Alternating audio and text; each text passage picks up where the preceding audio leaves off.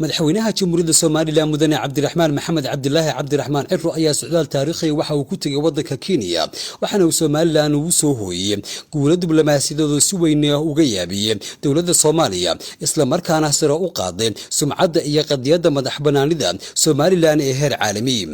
madaxweyne Ciro waxa uu si rasmi ah u furay xafiiska wakiilka Soomaaliland ee Kenya kaasi oo loo dalacsiyay heer mission taasi oo ka dhigan in xafiisku uu qabanayo dhammaanba hawlaha safaaraduhu ay qabtaan xafiiskan waxa uu noqonayaa albaab rasmi ah oo ay Soomaaliland iyo Kenya ku wada xiriiri karaan gaar ahaan dhinacyada siyaasadda ganacsiga nabadgelyada adeegyada bulshada iskaashiga horumarineed iyo amniga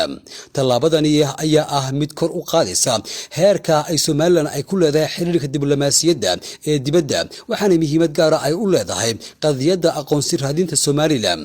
dawladda Muqdisho ayaa si aad wax uga walaacay socdaalka madaxweynaha Soomaaliland iyo talaabooyinka diblomaasiyadeed lagu guuleystay intii safarkii socdaalku socday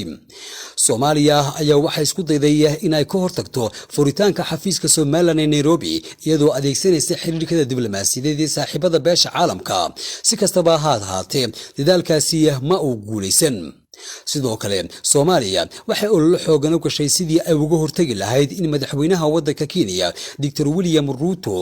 aanu ula kulmin madaxweynaha Soomaaliland balse nasiib darro waxay noqotay taasina mid beenowday kadib markii uu si sharaf leh ugu qaabilay madaxtooyada Soomaaliland wafdigii madaxweynaha ee madaxweyne Ciro labada madaxweyne ayaa waxay ka wada hadleen adkeynta iyo xoojinta xiriirka labada dhinacyada oo diiradda lagu saaray arrimaha nabadgelyada ganacsiga iyo iskaashiga mustaqbalka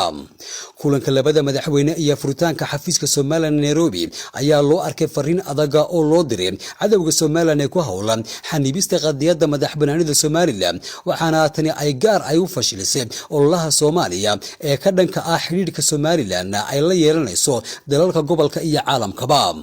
tani waxa ay cadeynay u tahay Soomaaliland inay si tartiib ah ay u kasbanayso tixgelin iyo aqoonsi rasmi ah oo ay ka hesha beesha caalamka oo ka imanaya dalalka muhiimka ah ee Afrika taasi oo kor u sii qaadaysa rajada laga qabo in ay aqoonsi rasmi ah ay beesha caalamka ka hesho Soomaaliland ugu dambeyn socdaalka madaxweynaha Soomaaliland ee Ciro ee Kenya waxa uu noqonayaa mid taariikhi ah oo lagu xusuusan doono sidii uu xaqiijiyay guulaha Soomaaliland dhanka diblomaasiyadda ee la taaban karo dawladda Soomaaliland waxa la filayaa inay sii wado dadaalada ku aadan raadinta aqoonsiga iyadoo adeegsanaysa hanaan xasiloon oo ah xiriirka diblomaasiyadeed ee wax ku oolka ah iyo dib u dhiska hay'adaha qaranka ee Soomaaliland